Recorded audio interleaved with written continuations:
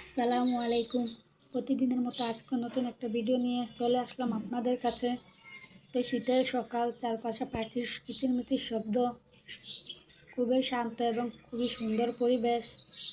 আল্লাহর সৃষ্টি কত সুন্দর দেখেন। তো চলে আসলাম এই যে রুমে, দেখেন কী অবস্থা। এখন এই রুমের কাপড় চোপড় যা আছে সব গুছিয়ে নিব। রুমের খুবই বেহাল অবস্থা। এখন এগুলো গুছাইয়া নিব। এই যে আমার মেয়ে দেখেন কী করতেছে। দুপুরে রান্নার আয়োজন চলে আসলাম। এই যে এখানে রান্না করবো আজকে মূলার শাক। মূলার শাক অনেক নিয়ে আসছে আপনার ভাই। দেখেন মূলার শাক কিন্তু একদিন থাকলেই লাল হয়ে যায়। তো এখন ভাবতেছি কিছু রান্না করব মাছ দিয়ে, আর কিছু শাক রান্না করুন। আর না হয় ফ্রিজে রাখলে মূলার শাক অলরেডি এই যে লাল হয়ে যায়, কালকে বিকালবেলা আনছে। এই যে এখন শাক কুইটা পরিষ্কার করে ধুয়ে নিছি। এখন কিছুটা কাটবো আর কি, শাকের জন্য কাইটা নিমু।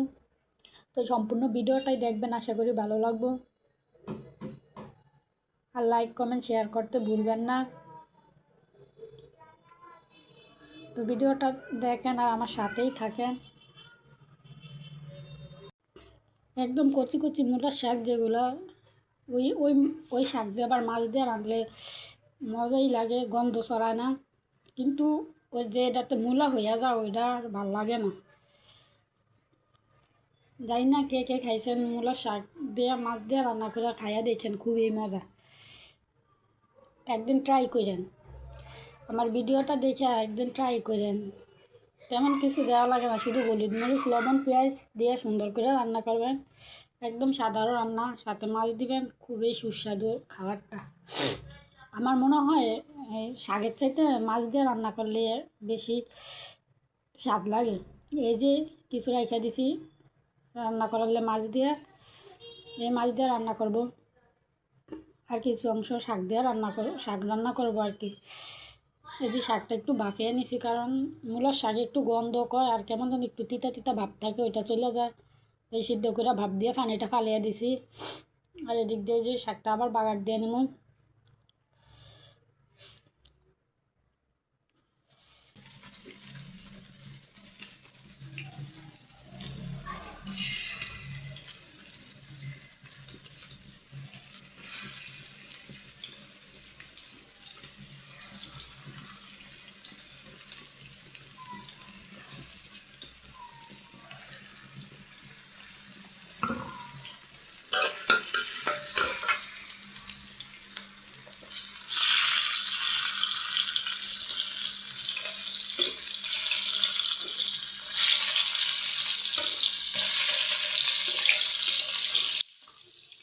এখান দিয়ে মাছটা ভাজা নিছি। দুই হাতে দুই চুলা রান্না বসাই, সমস্যা নাই, সামলাইতে হইব।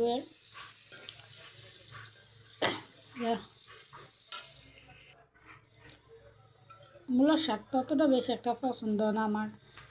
এই প্রথম প্রথম যখন নতুন দুই একবার খাই। আর অন্যান্য শাক আমার ভালোই মোটামুটি পছন্দের, মূলার শাকটা একটু কমই পছন্দের। কিন্তু মাছ দিয়ে রান্না করতে আরে বিশ্বাস করবে কিনা জানি না, শাকের চাইতে মাছ দিয়ে রান্না করতে আরে বেশি স্বাদ লাগছে আমার মনে হয়। আমি এই শাকটা একটু অল্প খাইছি, আর কিন্তু আমি মাছটা তরকারিটা দিয়ে মশলা আমি ভাত খাইছি। আমাদের শাকটা আর কি খাওয়া হয়েছে মশলা ভালোই। মূলার শাক ততটা পছন্দ না, এই দুই একদিন হয়তো মাঝে মাঝে এই শীতকালে হালকা পাতলা একটু খাইতে মন চাই, কিন্তু এছাড়া যে সব সময়ের জন্য মূলার শাকটা আমার ফেভারিট না। অন্যান্য শাক আমি সব সময় খাইতে পারবো, কিন্তু মূলার শাকটা একটু কমই খাইতে পারি। শাক জাতীয় খাবার ঢাইকা রান্না করে না, তাহলে যে ন্যাচারাল কালারটা ওই কালারটা থাকে না শাক। এই যে দেখেন শাকটা প্রায় কমপ্লিট হয়ে গেছে ইয়া। তো সম্পূর্ণ ভিডিওটাই আপনারা দেখবেন, যদি ভালো লাগে আমার পাশে থাকবেন।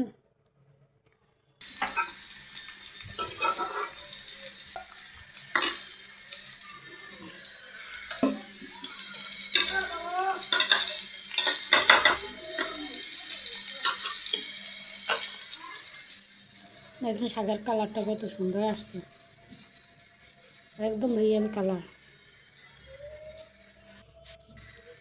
যেদিক দিয়ে আবার এই যে এই কড়াতে আবার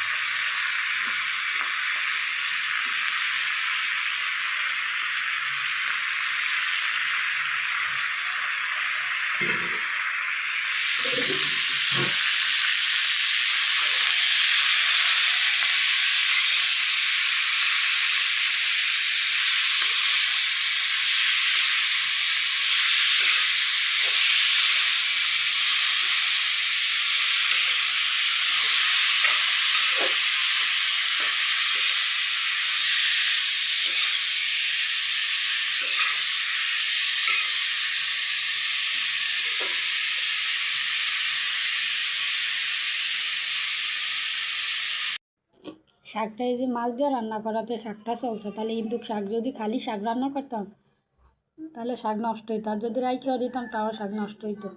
তো সেই কারণে ভাবলাছি যে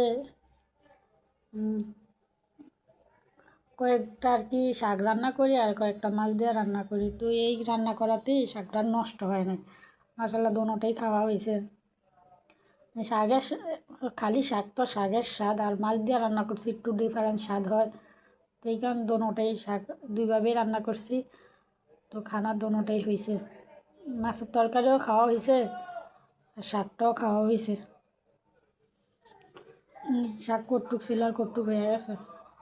এই যে পানি দিয়ে দিলাম পরিমাণ মতো, কারণ শাকে পানি শাকটা তাড়াতাড়ি সিদ্ধ হয়ে যায়, এত বেশি একটা পানি দেওয়া লাগে না এই আর কি। তো এখন এই যে শাক কিছু পানি দিয়ে দিলাম পরিমাণ মতো,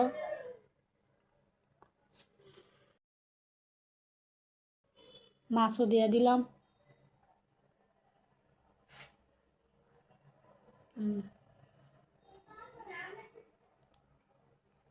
তো আপনারা শেয়ার করবেন, সবাই সবাইকে সাপোর্ট করবেন একটু আমাকে। যদি আমার ভিডিও ভালো লাগে একটু সাপোর্ট করবেন, পাশে থাকবেন। ভাতও বসাইয়া দিছি, দিকে ওই যে কিছু হাঁড়ি পাতিল হয়েছে, এগুলো ধুয়ে ধুয়ে দেখেন ফাইনাল লুক। শাকের দেখছেন, শাক ডাইকা রান্না করি না, কত সুন্দর কালার আসছে। এই শাক একটু অন্ধকার দিকে বোঝা যায় না, আর এদিক দিয়ে সাদা ভাত। তো সবাই ভালো থাকবেন।